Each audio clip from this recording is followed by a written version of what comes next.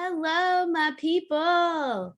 Welcome to yet another Wolang Wednesday. And we are here today to talk about something that I think is going to really help you out. Depending on what stage you are in your journey, you might take this in different ways in your classroom. But today is especially for beginners or people who are looking for a quick fix that they can do tomorrow.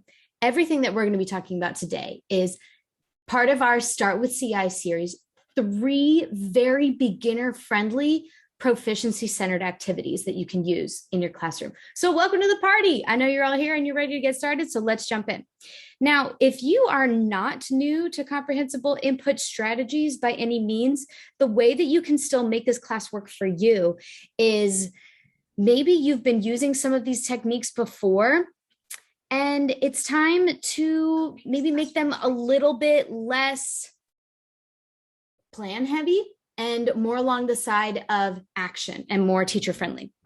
Because everything that I'm going to show you today, you don't need any materials for. It's all going to be things that you already have in your classroom, tools that you already actively use, and all of the skills that you already built as a teacher and build in the community that you've already made in your classroom. So let's jump right into it after I ask you this question. You ready for this one? So I have a question for you. Da-da-da-da. Okay. So I'm training for a half marathon right now, and I am usually a very flexible person and I stretch a lot and like all that good stuff when it comes to working out. But for real, if you have anything that can help me with how inflexible my legs are becoming from running, I would so appreciate it. My question for you today is, how do you relax and stretch out after a long day of work? Like, do you like to do this maybe on the weekend? Do you have a favorite yoga routine that you like to do? Or do you like to do, like my husband likes to do yoga in the morning. What is your favorite way to get your body back into relax mode? Because what I'm usually doing, I'm looking for advice and tips, as well as to share what's going on in your life, because what I'm doing is clearly not enough, because I went to bed sore last night and I woke up still sore. So I need to do some more work. I need to get on it. But I did hear from my running coach that the more miles you put in, that your calves really start to suffer. So my runners and my exercisers out there, help me out. And my yogis, help me out.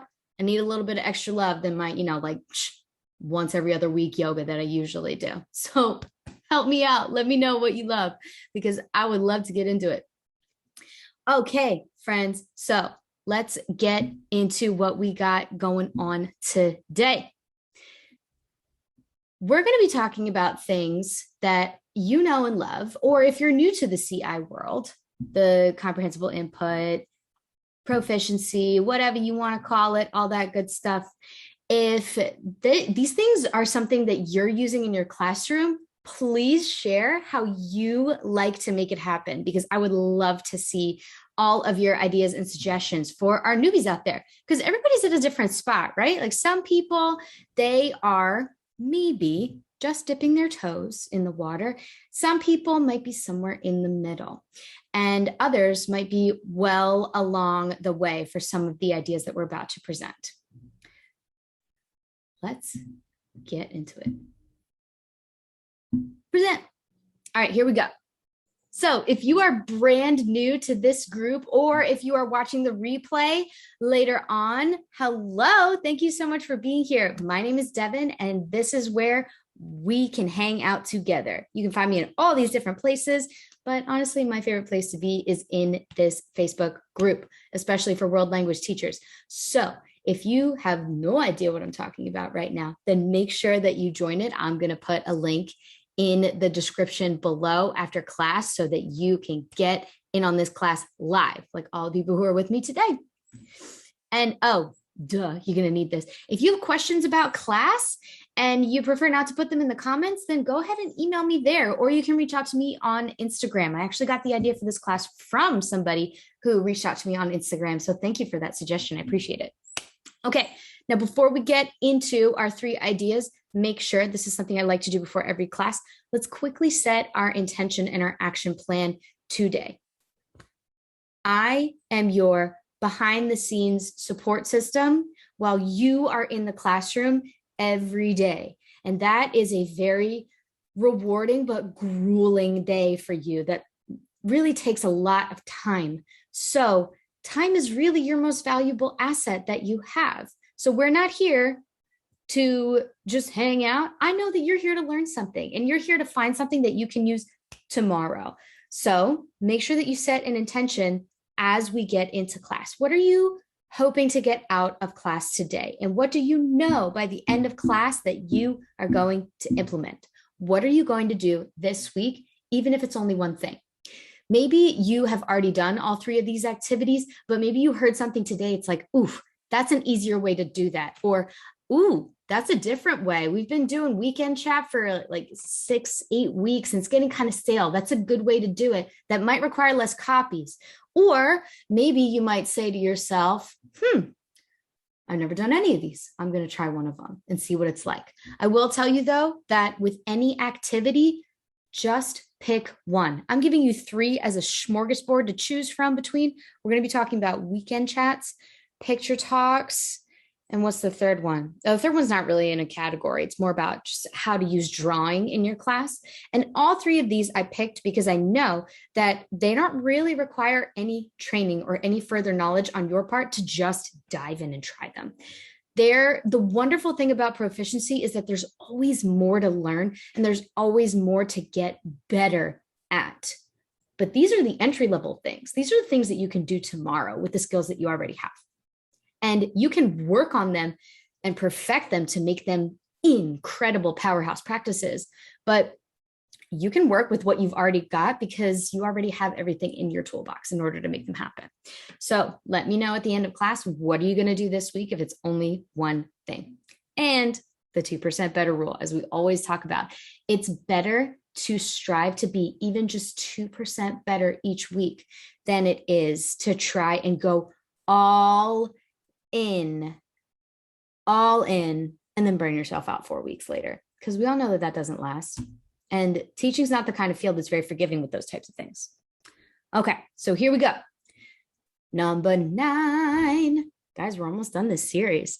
So this Start with CI series goes to number 12, I think it is. And then after that, I have something exciting for you, so hang out. We've got 3 beginner-friendly CI activities today. So let's jump in. All right, here's my first one for you. Here's my first one. You ready? Ba-ba-da-bum, ba-ba-da-bum. Now, many people usually think about what am I going to do with my grammar when they're first working more proficiency into their routine. And I would honestly argue that grammar gets the most sticky, the most difficult to deal with. Some might even say controversial if you're working in a team.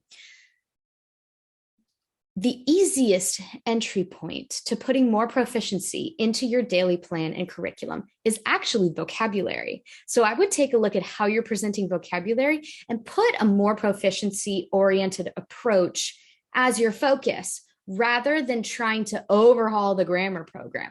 That's going to take a lot more work.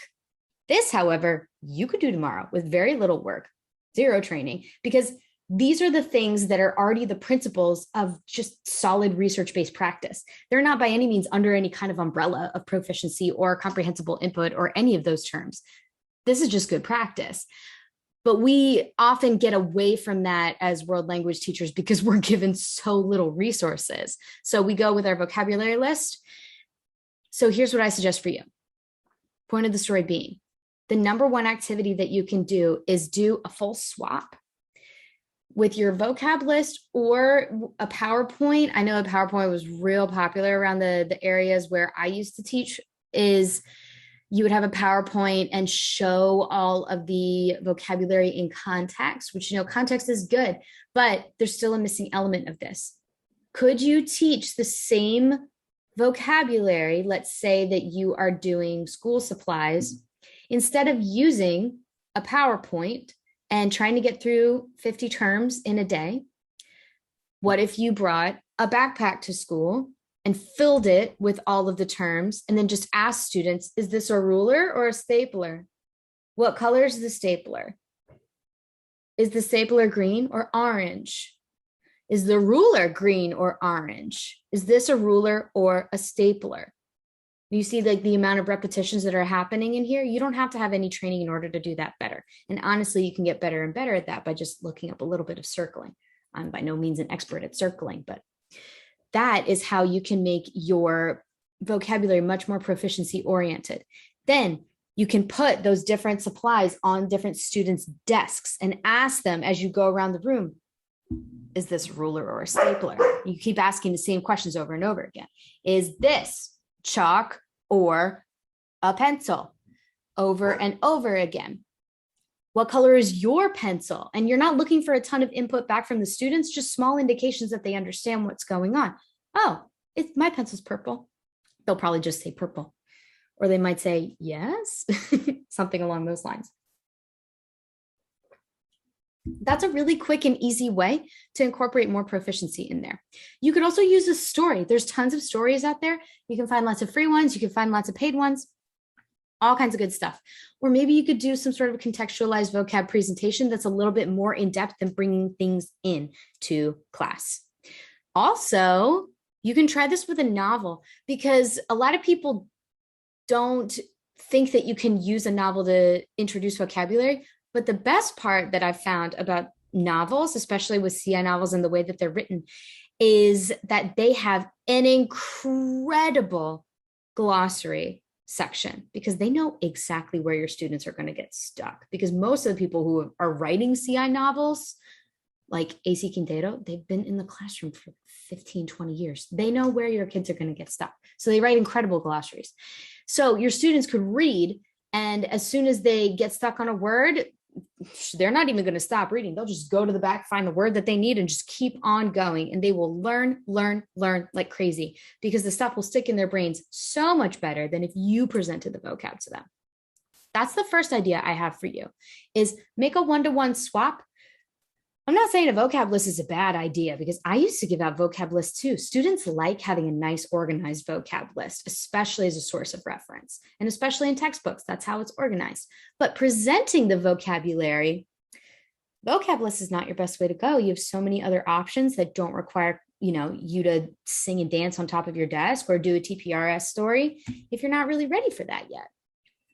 Okay, ready for my next one? This one is a good one. Try a weekend chat. This one is so easy, puts a ton of personality in your class. So low friction, so easy. This also doesn't really even require copies or technology or presentation. All you got to do is create a little word bank somewhere. Here's how you do it. Well, first we should talk about what it is. What is a weekend chat? Well, a weekend chat is when you make a routine out of asking your students and then expecting them to respond with what they did that weekend. So in my French class, it was Qu'est-ce que tu as fait ce weekend? And it was things like, j'ai joué au sport. I played sports. J'ai passé du temps avec mes amis. I spent time with friends. Or je suis restée chez moi. I stayed home. And you might be thinking to yourself, I teach a level 1 or a level 2 class. I don't know about that. That seems like it might be a little bit above them. I taught level 1 and level 2 as well. And here's how you make this work. This is the whole principle of proficiency.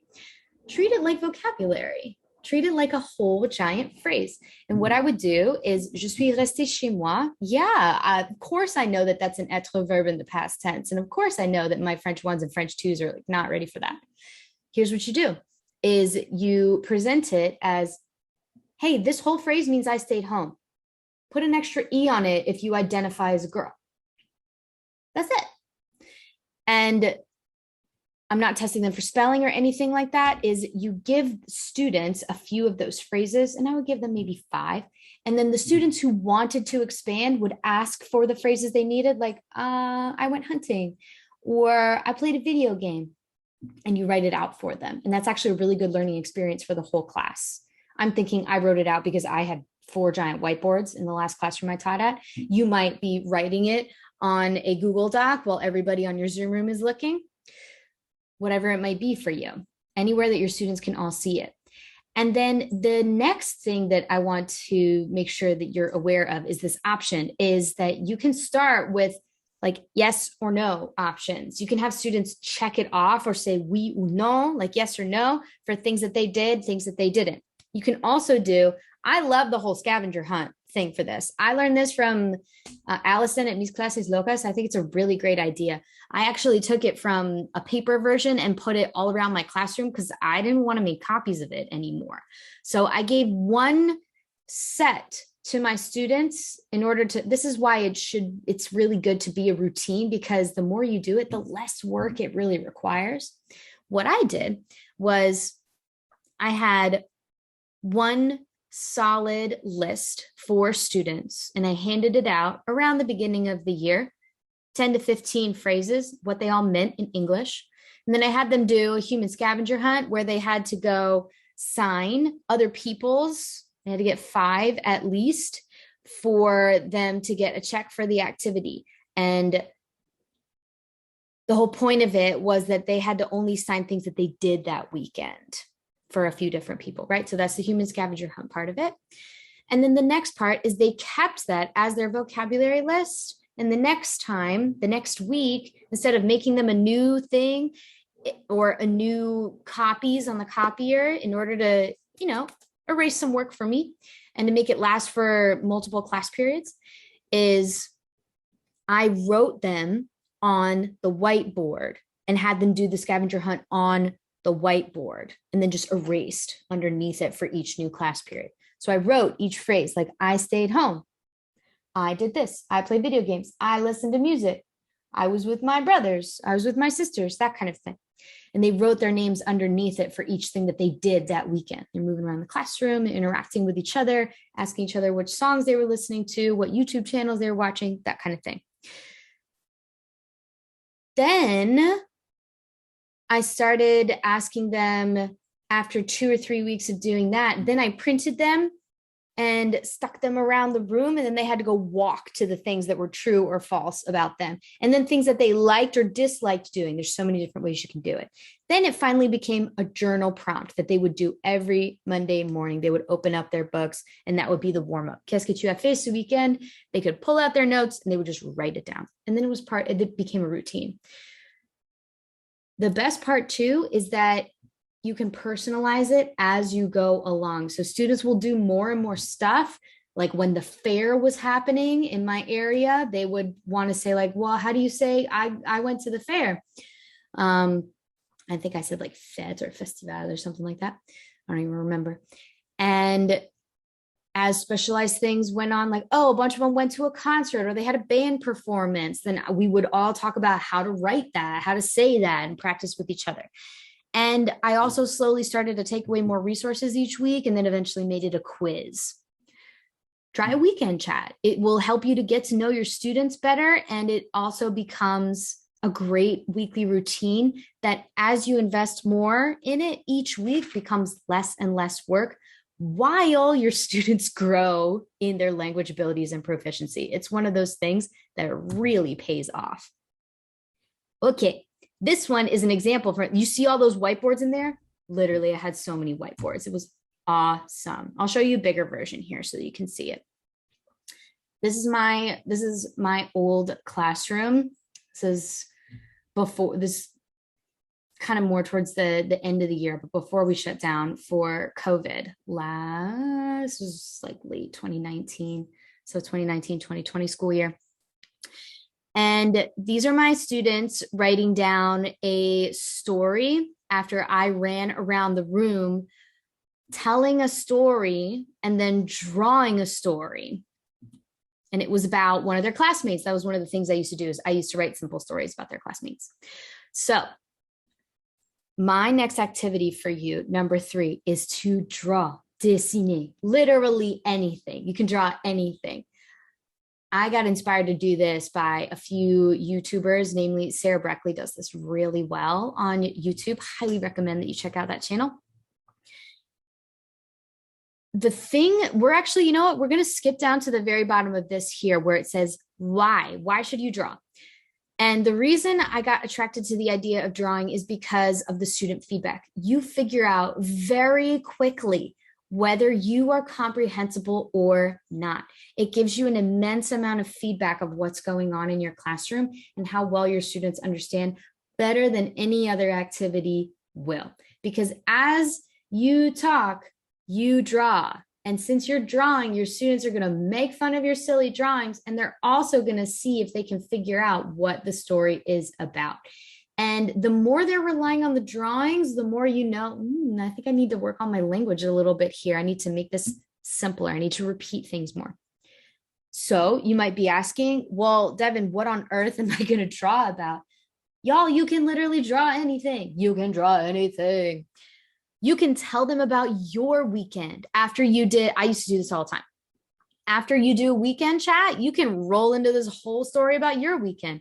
You could make a fake story about your weekend, about how you met a talking unicorn and they gave you a really, really embarrassing tattoo. You could do anything that you want. It's all rooted in communication, right? I know one time students asked me a story about, when was the last time that you had to speak Spanish? And I told them, well, there was actually a situation in my neighborhood where there was a Spanish speaking person and this, and this happened. And I needed to use my Spanish, blah, blah, blah, blah, blah, blah. And I said, you know what, full stop. You want to know the story? You're going to have to hear it in Spanish. So I told them the story in Spanish and I drew it on the board, and they had to figure out when was the last time you had to use Spanish in real life. Because I have a couple good ones. There's so many. There was one where I was back in my hometown in Philadelphia to go to a wedding, and my husband and I accidentally got in the wrong Uber because it was a whole line of them as everybody was trying to go home from the wedding. And the Uber driver didn't speak English, but lucky for me, he spoke Dominican Spanish. So we were still able to get home and we were just fine. So I told my students about that story because they loved it. They thought it was so funny. They're like, how'd you get in the wrong Uber? It's like, you weren't there. There were 20 of them. It was hard to figure out which one was ours. Ridiculous. But it happened. It was real. You could make up a story, or your life could be as insane as mine, and you might not have to. I also like to do this where you make it like improv. Why did I improve? I wrote improve. You can make it like improv, where you get up there and you say, all right, y'all, give me a word. We're going to make a story about a word. I think people do really get tripped up, or at least I know I certainly did. Maybe you feel the same way. Let me know in the comments if this is how you used to feel, because you're not going to feel this way after today. I used to feel all hung up about the idea of telling a story to my students because I thought I need all the training in order to do this right. False. You need training to do it really well and do it efficiently and do it comprehensively, but you can still do it and get great results, because telling stories to your students, even if you're not doing it well, even if you're only doing it like 50% comprehensible, is a million times more interesting, more compelling, and more effective than literally anything that you have in your filing cabinet or your Google Drive. Promise you, student tested. Stories are everything. Stories are communication. So even if you don't feel like you know what you're doing yet, just try it, promise you. But if you're one of the people like me and you get a little hung up about the fact that I'm not really good at telling a story in another language and making it comprehensible, that's okay. Wait until the conference this summer when we have people who will teach you better ways to talk to your students and tell stories to your students. But until that free conference, here is what you can do. Make it like improv.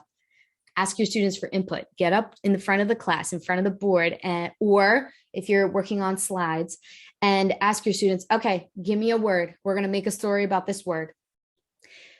And sparkles. And it slowly transforms into there. Then it becomes, ooh, pumpkins, because it's October. Costumes, sparkle pumpkin costume. And so now I'm thinking to myself, sparkle pumpkin is the most glittery pumpkin in the whole pumpkin patch. But nobody knows that she's actually wearing a costume. There's your story. There's your story. Everybody thinks that she's just special the way that she is, and she has a secret She doesn't want to tell anybody that she's actually wearing a costume. I'd read that story. That sounds like fun. So that's what you can write about. You might have to, give students the words for sparkles and pumpkin and costume, but you would be fine. You'd be able to work with the idea of she has a secret she doesn't want. You'd be able to work with it. Try it. I think you'll love it. Now, again, so just to give you an example, here's what happened in this story. So I wrote a story about a student, and we were working with you see all the high frequency verbs over there. Those posters are really helpful, by the way. I got those on Teacher's Discovery because they're really big, but honestly, I've made a set of Sweet 16 and some extra ones that are actually to the side on another board. Those are actually more useful because after like the first 3 weeks of school, I didn't really use those as much. I needed like the full range. Point of the story being is that we were working on the verbs j'ai and je veux, je dis. And j'aime. So we were working on all of these, which is my name is, I want, I go, I like, and I have. So with this story, what I did is something called storyboarding. This is an activity that I pseudo made up, I think, but I tell a story and then I break it into pieces like a storyboard. It's just a more structured way to draw in your class, and you can absolutely try it too. I gave students the story and then I drew it with them. The next day I had somebody else draw for me, and then we put all the pieces in order, all that kind of stuff. It was fun. So that's an example that you can do. I have a bonus one for you. I couldn't help it. I really wanted to do this one because I think it's also a really good tool for you. So you came here for 3, you get a bonus one. Number 4, it's bonus. Your bonus one is picture talks. It's too good to not put in here. Picture talks are exactly this. You put a really outrageously compelling photo in front of someone. Este es un alebrije. This is an alebrije from Oaxaca. So if you're teaching about Dia de Muertos to your students, put up some really, really interesting pictures. Give students whiteboards or, put them on any like Pear Deck and give them anything that they can use in order to write things and speak back to you. And then as you ask them questions, have them respond on the whiteboard. It works especially well in levels 1 and 2. I can only speak to what I know, and that's levels 1 and 2, but I know in 3 and 4, they don't usually put these there. But in levels 1 and 2, I would put a word bank underneath this bad boy. I would put the word alebrije, because how many times can you hear the word, how do you spell alebrije, before you get real annoyed? My limit was about 11, so put it in the word bank. And you also might want to put things like high frequency verbs so that they don't have to worry about spelling them. They can just see them right there. You don't have to put what they mean, but just putting them there for the spelling really takes the edge off of writing activities for 1s and 2s. Another thing that you can put there is ideas for them to write, things like color or snake or statue, art, all kinds of things. Here's a couple ways that you can work with picture talk. Way number 1, teacher-led. Teacher-led by language, of course. Ask them tons of questions about the picture and ask them to respond to each question. This is a really good directed way to check for specific structures that you are aiming for. This is really good, especially before review time, maybe, or if you are really targeting specific structures. For example, if you have a quiz on the Super 7 verbs, then I would ask them things like, ¿qué hay en la foto? ¿Qué colores tiene la foto? ¿Cómo es el alebrije? So you're going to want to use specific questions that will get you specific high frequency verb answers. If you are just looking for students to give you as much language as they possibly can, and you're just using this as a prompt, which is way more fun, way more fun. It gives them a different purpose though, right? It gives them a different language purpose. And I will say that I did this activity a lot with my French twos, and they will, if you do it this way, they will literally write anything and everything in order to make this happen. Is ask them to write as much as they can about the picture, give them a little word bank, and maybe a time limit, maybe 2 minutes. I did this for a Mardi Gras unit. It was really, really fun with my French twos. And what I did was the same thing I'm telling you to do. Gave them a whiteboard. I gave them a few Mardi Gras terms and put some high frequency verbs underneath it. And then I made a race out of it. I said, okay, 2 minutes, écrivez. And they wrote everything that they possibly could in 2 minutes about the picture. And then we would only circle the words that were accurate. Like I would go around and circle words that were accurate on their whiteboards. We would go around and do a check. And then there was a referee. Somebody would go around and count like who had the highest word count for each round. And we would get the top 3 students. Then we also did races for each class. Like we would have, block 1 race against block 2 and block 3 and see if we could get how many total words for the whole class. And it was all a word game. It was really, really fun. You can get students to write a lot in a game like this. So way 1 is if you're looking for specific structures. Way 2, more language. All right, time to reflect.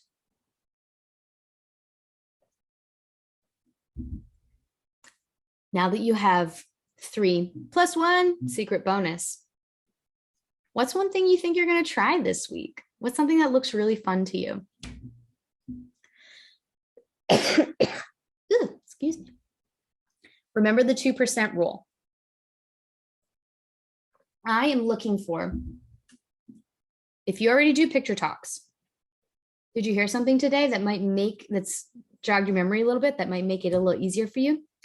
Did you see something in here for drawing that you might want to try? What might be a little bit better for you this time around? Are you doing a weekend chat? Did you find something in here that might just make it a little bit easier for you to implement? Or did you get a really good idea, maybe in the proficiency intro, for how you could better introduce vocabulary?